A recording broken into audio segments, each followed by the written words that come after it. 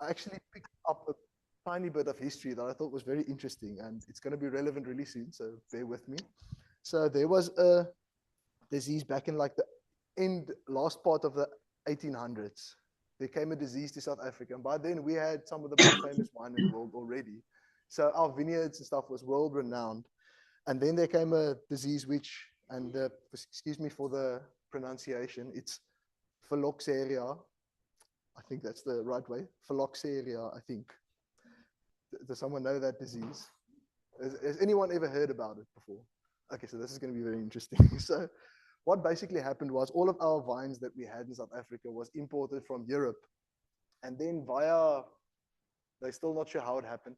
There was a certain insect that came from, they believe, America, and that insect came to South Africa. It spread and it killed off almost all of our vineyards in South Africa. It basically made it impossible to farm with European vines in South Africa. But I mean, we all know, like the Cape is well known today for its vineyards and everything. So what, does anyone know what happened? How they fixed that? Nobody's ever heard. Actually, so what would happen is they tried to plant the new ones, and then this disease would go into the ground again and just kill the vineyards again. But what they found out, there was a type of root system, a type of vine that came from America that over the generations has built up an immunity. And they tried to take that stock, that bottom part that goes into the ground. They took that, they cut it off, and they took the European variants and they grafted it on there. And what ended up happening was this root was completely immune to this disease. It still was able to survive that, pull through the nutrients into the vine that was grafted onto it. And just like that, South Africa's wine trade was saved. So that's why we have so much vineyards today. So if you ever have the opportunity, young vineyards, if you walk past, you'll see there's a little knob somewhere at the bottom. That's where they cut it off and grafted it there. So that's just for interest sake. So how does this relate to the true vine? So the problem I want to start with, the problem that the vineyards had was with the root. The root was the root cause, that was the problem there. And just like with us, it says in scripture, it talks about the heart of man is deceitful above all things and desperately wicked. If we go back to the beginning, literally the first two people on earth was the first ones to sin as well. We all have a sinful nature. It's not like we didn't even make it past that first generation. And we as men and as mankind, we have this innate drive inside of us. In Romans, Paul talks about there's this, we can actually quickly turn there in Romans 6. It talks about there's this, he finds another law warring inside of himself. If you would just turn with me to Romans 6. I'm going to tell you the verse now. I just put a bookmark. I think it's as instruments.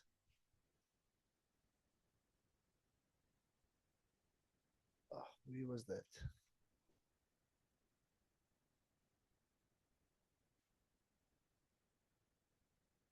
Oh, I can't find it now. Okay, but I can paraphrase for us.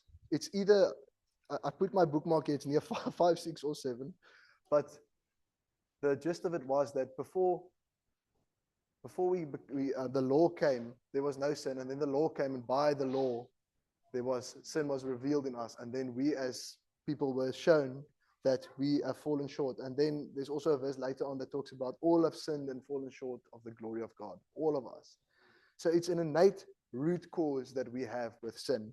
So sin came and it killed the vine's ability to produce fruit. And in the end, it killed the vine completely. And 7 verse 15, let's quickly turn there. It's one page on then.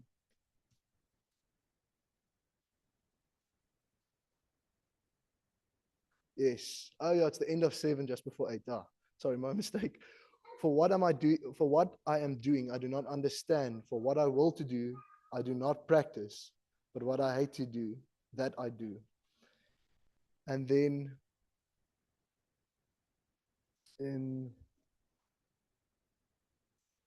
there's a little bit later, it's the verse that I'm looking for.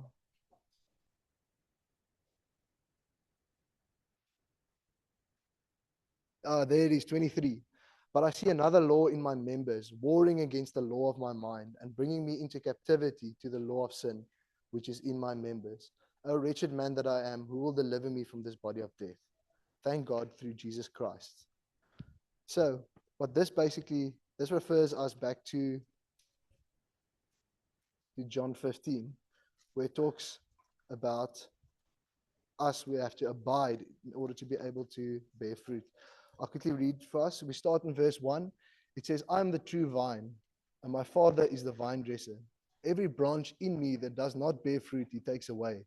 And every branch that bears fruit, he prunes, that it may bear more fruit. You are already clean because of the word which I have spoken to you. Abide in me, and I in you. As the branch cannot bear fruit of itself unless it abides in the vine, neither can you unless you abide in me. I'm just going to stop there. Specifically in verse 4, it says, abide in me as I in you, as the branch cannot bear fruit of itself unless it abides in the vine. So, fortunately for us, the vine dresser, God, which is the Father, he is the vine dresser and the one who takes care of the vineyard. He saw the problem from the beginning. He already foresaw it. And he knew that us as sinners, we can't produce fruit of ourselves anymore. We have this disease in our roots. We are inherently corrupt.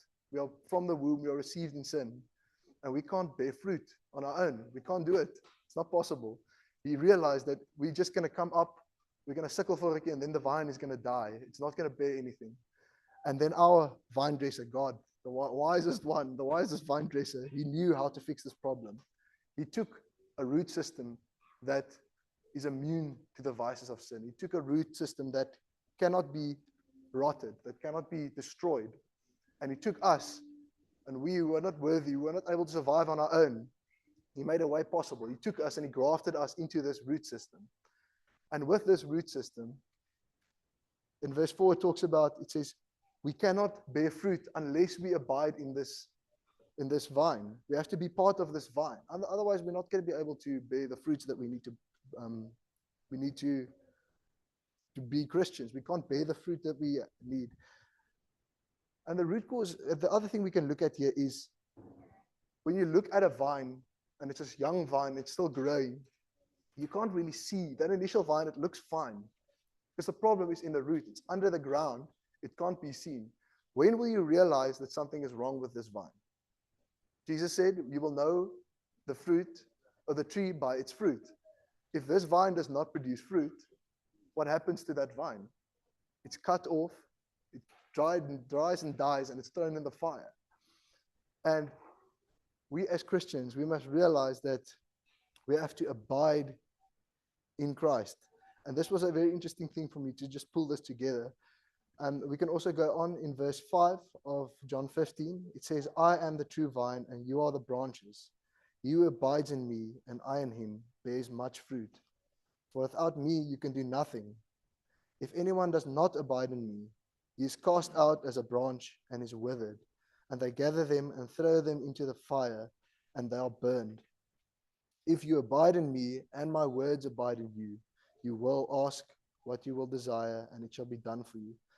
But by this my Father is glorified, that you bear much fruit. So you will be my disciples. So the definition of abiding is the vine cannot plug itself into the root, or the branches cannot plug itself in and then later just pop out again and go over and plug itself in somewhere else and go on like that. When the vine is grafted, it's grafted. That doesn't change.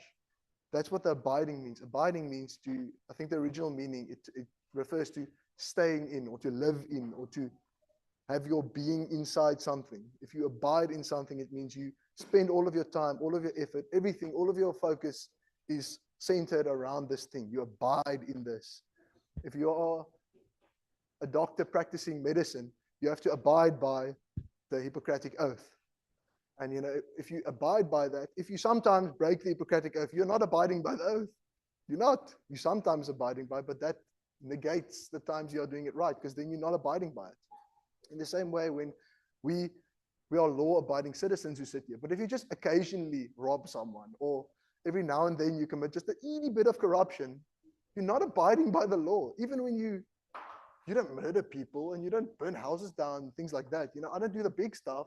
I just do this tiny little thing here. That still means you're not abiding. And for us as Christians, we must remember that abiding in Jesus means that you have everything in there. You are all in there. You don't have any like extra planned routes trying to go in other places. You're not trying to keep parts of yourself, separate from God. Like God is king of my life, except for this one little corner here that I put behind this little wall, because that's my personal space. There's nothing like that. If we truly abide in the vine, we surrender everything and we obey God and we obey Jesus' word. It says that in verse 7, it says, if you abide in me and my words abide in you. His words has to be seen in our lives. We have to be able, Jesus also said somewhere in scripture, it says that those who love me obey my commandments. That implies that if you do not obey God's or Jesus' commandments, you do not love him. It's just logic. That's just how it works.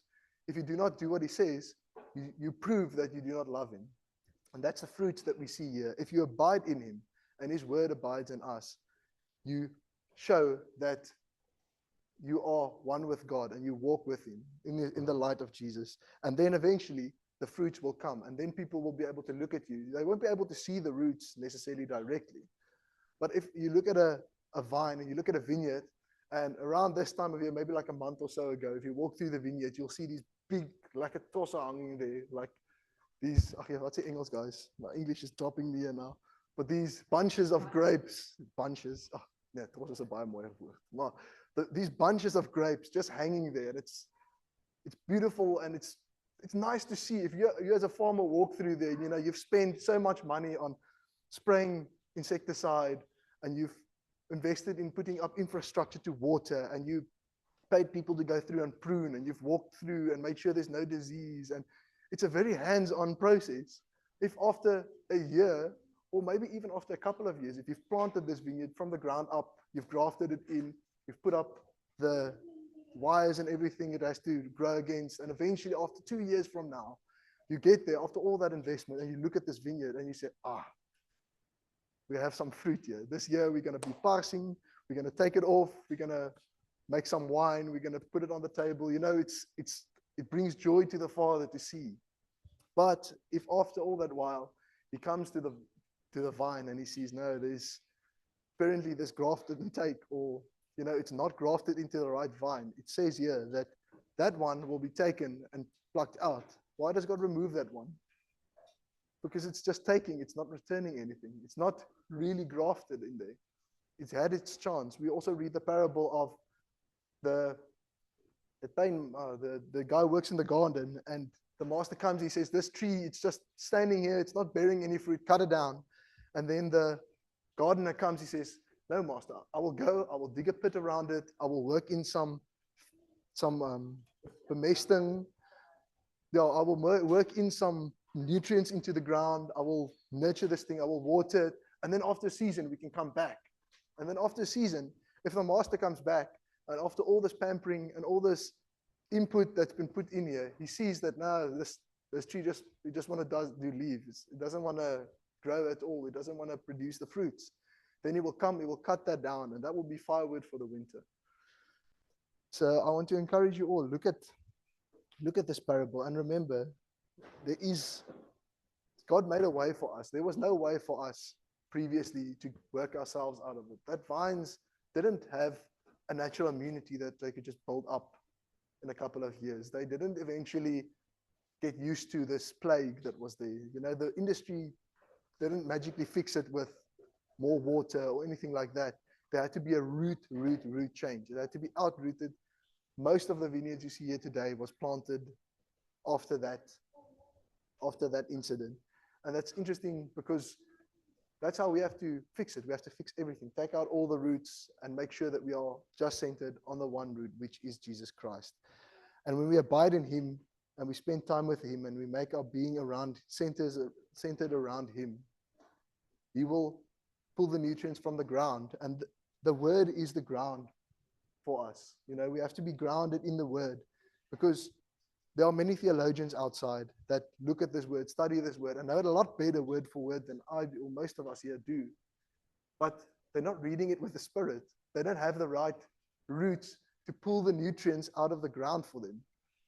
And then it doesn't matter. You can know all of these things. You can be the wisest person in the world. If you don't have the Spirit to interpret it for you, it doesn't mean anything. But for us, Jesus told his disciples when he made the parables, he said, for them it is not to know, but for you it is given to know the mysteries of God. I will reveal these things to you because you are close to me. And then he expounded the parable and he told them about the parable of the sower and he explained to them all that. There was thousands of people that heard that. And I think a lot of those people went home confused. They didn't know what the story was behind it. Why did they get to know that? Why did they get to know the mysteries of God? They stayed. They were within arm's length of God. They went to him afterwards and they asked him, they said, God, we didn't get that. Can you please break it down? And he said, you guys, to you it is given to know. Like, why do you speak to parables? Because for you guys, it's made for you to know. And he came and he sat them down and he spoke them through that. And then it was not just ground, there was nutrients in the ground, and he took that out and gave it to them and fed their spiritual selves. And just like that, we have to spend our time with God. We have to spend our time in the Word. And then God, with his Spirit, he will quicken that Spirit in us. And then we will be able to not just read the words that we see here, but find the meaning in there. We will find extra nutrients for our spirit. And the other thing also is, when you look at a root system, it doesn't just pull out nutrients and then it goes on a couple of days break and then pulls out nutrients or whatnot again. Well, I'm not a botanist, but I'm pretty sure that's not how it works. That roots is continually into the ground, into the soil there. It pulls out the water, it pulls out the stuck stuff, and yeah, I'm sounding like my dad with my English today. It pulls out the nitrogen and those things that is the organic materials that is needed for the plant to thrive. And it continually does so. It's a continual process, and eventually the plant will grow and become strong if it just continues to receive that nutrients. So yeah, I just want to,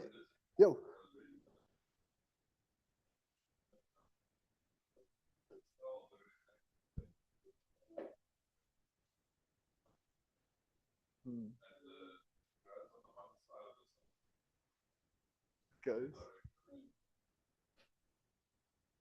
Yes.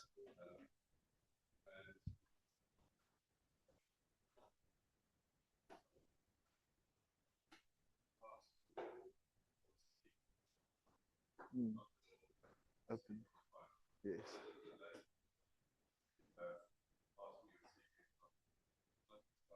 Yes.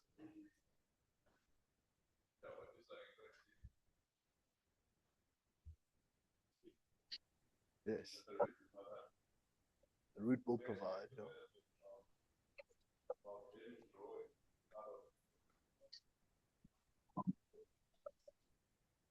Yes. Yes.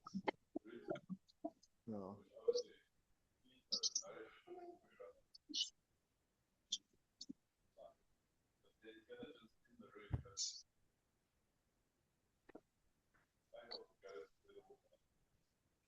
Yes.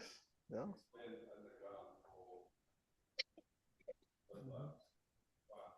Mm-hmm.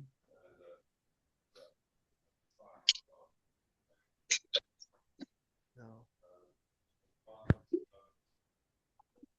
No.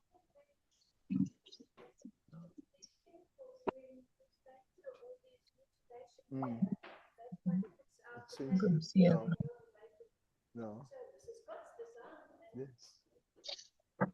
It once again just points back to the psalm where it says, it actually specifically refers to the heavens declare the glory of God, but like all of creation declares the glory of God. There's a reason why Jesus was able to come, and it wasn't, we really think about it that way, but Jesus came and then he used all these, the instance of the Father and the Son, the shepherd, the tree and the roots, the vine, all these things he used to describe to us how we relate to God. But that was not a coincidence. If we remember, all things were made through Jesus. When God spoke his word, the word went forth and it created everything. So God knows why he made those things like that. I always have like this thing that in my head that I always think that I think God, when he created everything, he's like, you know what, we can just put this little Easter egg for later. They'll find it. You know, he hid things like that in creation for us to discover and to see. And that's why when he came with the parables, he said, look at this thing I did.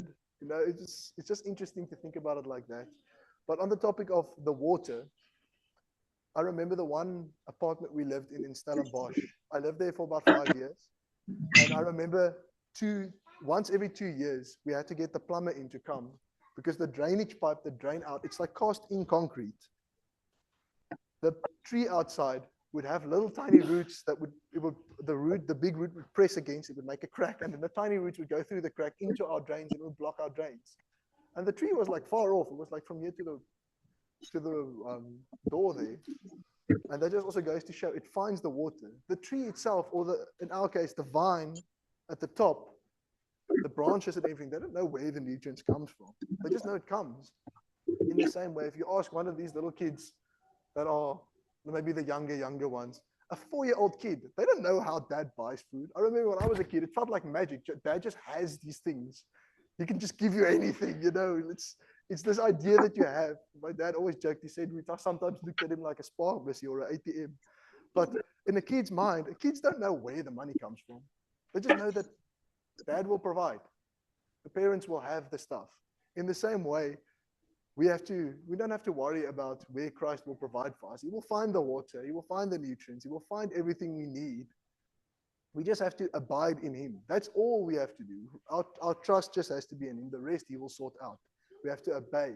Abiding in the word also includes obeying.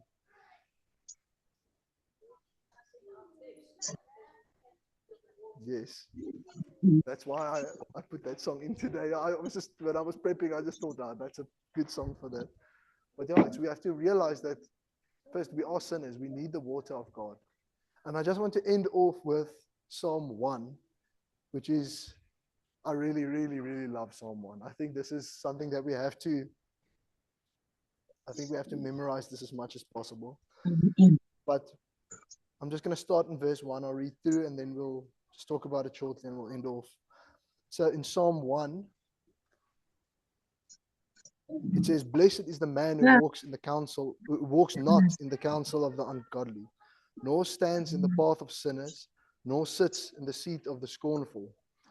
But his delight is in the law of the Lord, and in his law he meditates day and night.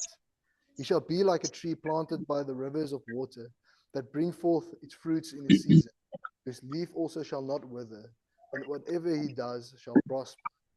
The ungodly are not so. They are like the chaff which the wind drives away. Therefore the ungodly shall not stand in the judgment, nor sinners in the congregation of the righteous. For the Lord knows the way of the righteous, but the way of the ungodly shall perish. If you guys look at verse 2 there, that sounds like a lot like abiding.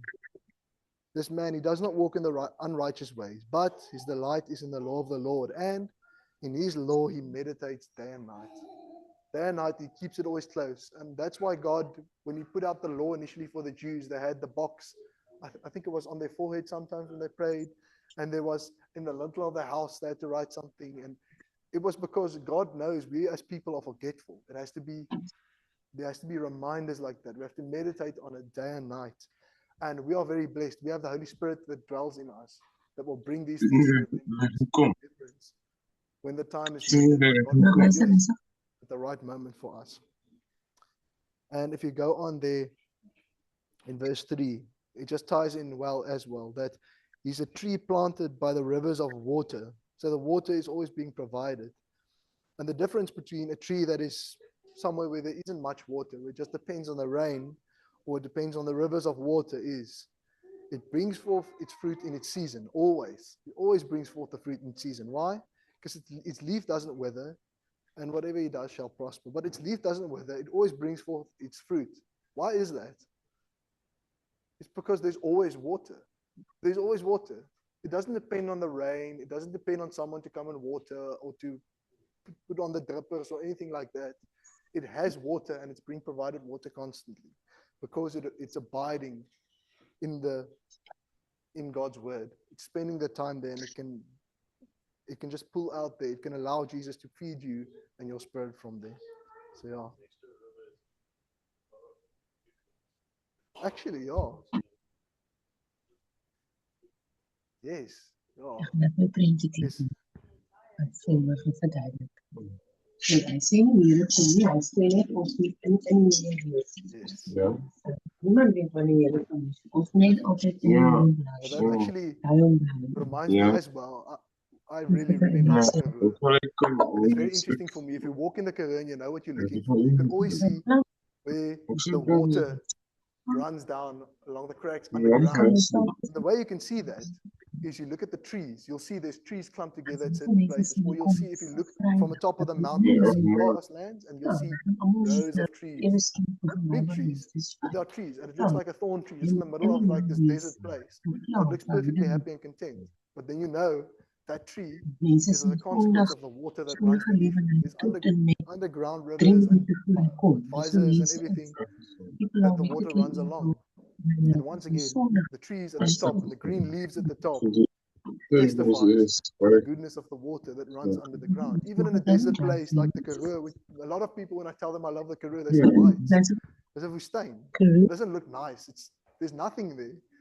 But once you know what to look for, you realize that this world also, there's nothing there. Like, what's so great about life? What's so great about the gospel? I mean, it's just rules, it keeps you back and it stops you from having fun and all these things that people really believe. But then we have to show them that there is fruit, there is water underneath here, there is life. There's something more than just rules. It's not rules for the sake of rules. It's the commandments of God. It's made for our benefits. God nothing happens to him if we disobey the rules. We make him sad, but he doesn't bear the consequences for that. He made the rules for us and the commandments for us. So if we abide in him and like the good sheep, we stay with the shepherd and we obey his commands, he will keep us safe.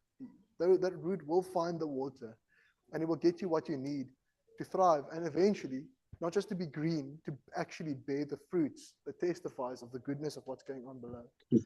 So yeah, I just want to encourage you guys with that and encourage you to spend time with God, sit at his feet and truly ask God to provide your soul with the nutrients and the experience and the scripture and the things that you need. He knows what we need, not just to remain good Christians, but to actually grow in the faith, to go forth, to talk to people, whether it's evangelizing in the street or just talking to your colleagues or your classmates or your family that needs to hear the word of God. Just go out and ask God to fill your heart with that desire. Because the more it changes inside here, the leaves and the fruits will speak for itself. So yeah, I just want to encourage you with that. Thank you guys. Yeah, enige tyd.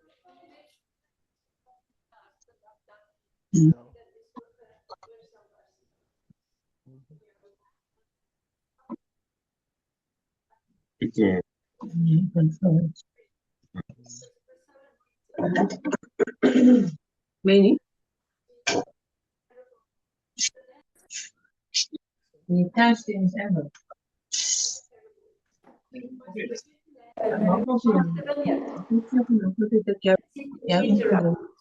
Like a wine press in it and built the tower. And leased it to vine dressers and went into a far country. Now, when the vintage drew near, the driver, he sent servants to the vine dressers that they might receive its fruit.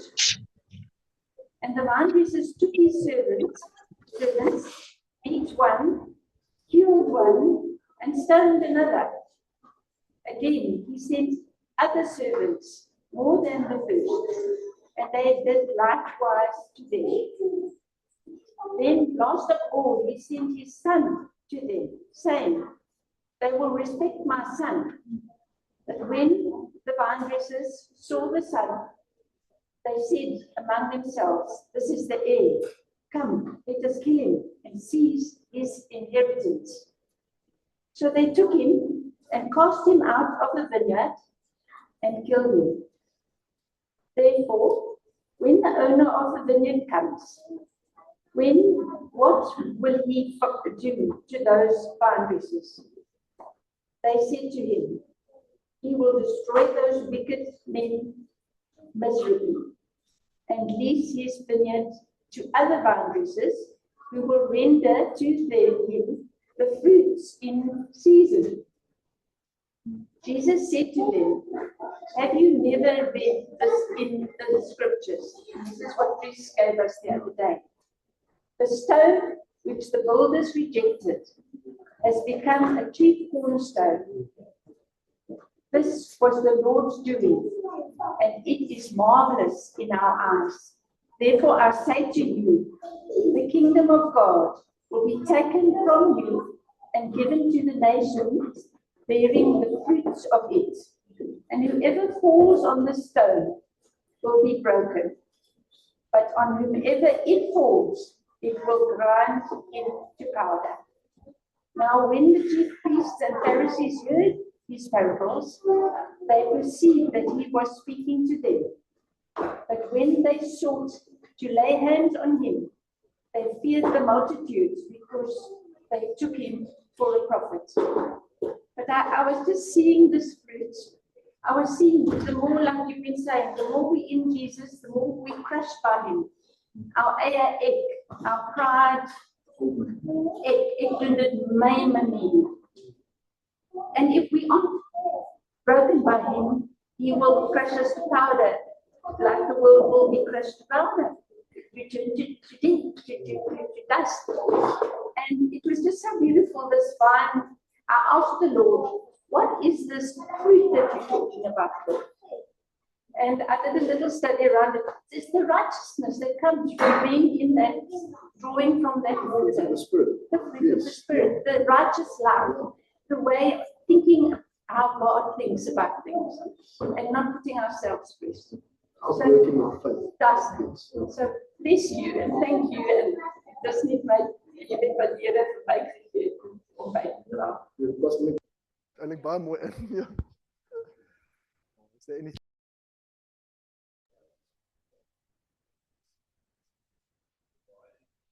My words regarding me, ask what you desire, and it shall be done for you. So, thought about it. So, what we desire, and maybe before you abide in Christ, what you desire.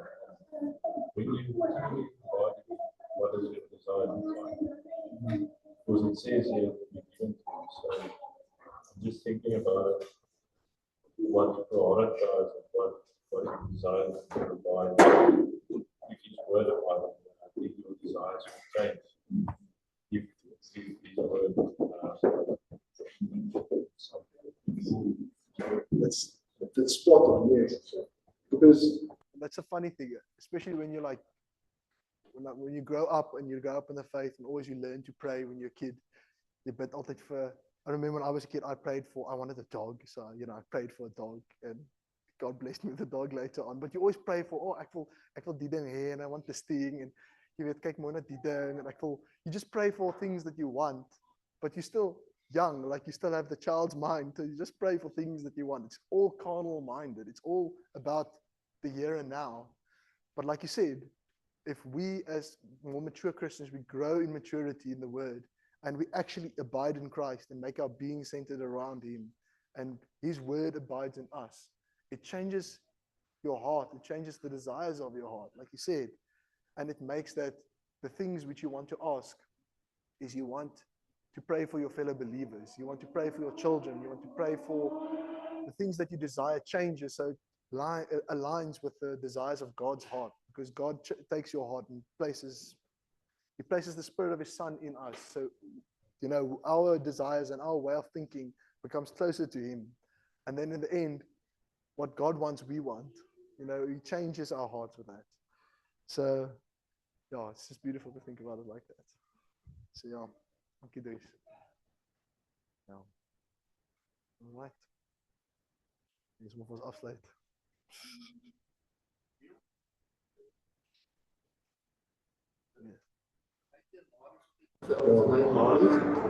Hulle sit dan baie dis daar goed wat is. Dit vat nie verder vir almal nie geloof is.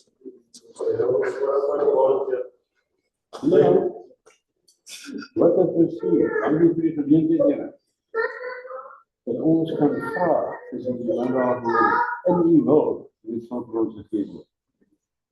Here, as ons nie in U wil vra nie, dat lag. Maar die dinge wat U vir ons wil hê en begeer, ons vra dit. Ons vra dit in geloof. Daarom kan ons in volle vertroue na U toe kom. En soos hulle vandag nog staande is en vanoggend nog staande is deur al die aanslae van die nag. So sal dit bly. U sal die hand van bewaring op hulle hou. Daarom kan ons met vrede in ons hart bid. En ons weet dat U lief is vir hulle, ons is lief vir hulle. Here, ons dieselfde liefde.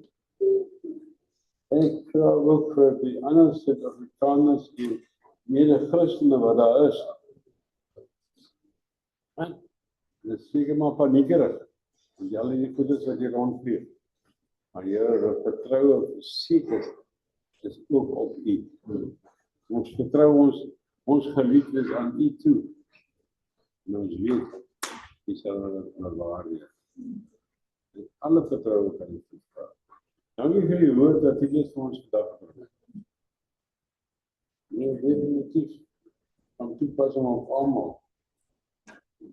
Maar as jy skoen jou pas, dan pas jy lekker. Jy skoen is goed gepas.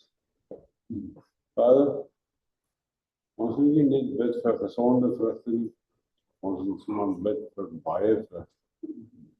Gesonde, goeie drag van vrugte. Vader, wat kan ek ook sê? Anders behalwe dankie. Ek het vandag gesit in die kerkpad hierna nou. Hoe is die wêreld gevorm?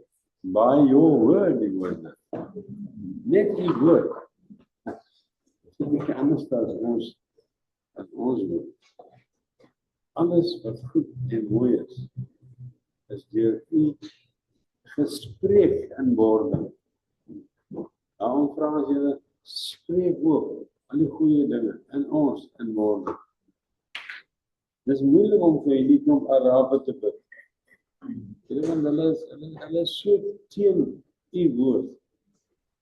As nie links is hulle regs. Hulle regs en Here, dis 'n kom op van die Bybelse tyd af van voor daar. Kom dit die twee skop. En ons het die woord spreek op. Here, dat vlak op wie wat al klaar doodgemaak is, maar dit is erg om te hoor dat van 20-30.000 van hulle eie nasie doodgemaak is. Omdat hulle net nie aan dieselfde groepie behoort nie. Die Sunnis en die ander is hulle haat mekaar. Ons Bybelskinders.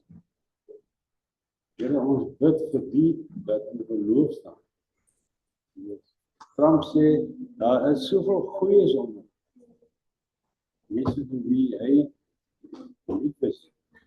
Ons voel daar uit baie. Ons vra vir your protection. No, those are not in the word. Then now is the time. Because Father Lord, they can see who's protected and who's not protected. And also, the old grey beard, which is now passed on. Thank you for that. Thank you for his death. Because through that, many other people will be able to come to you. Die Here daarvan baie dinge gebeur daar. Ons vra dat U in bevel sal bly. Ek bid in Jesus naam. Amen.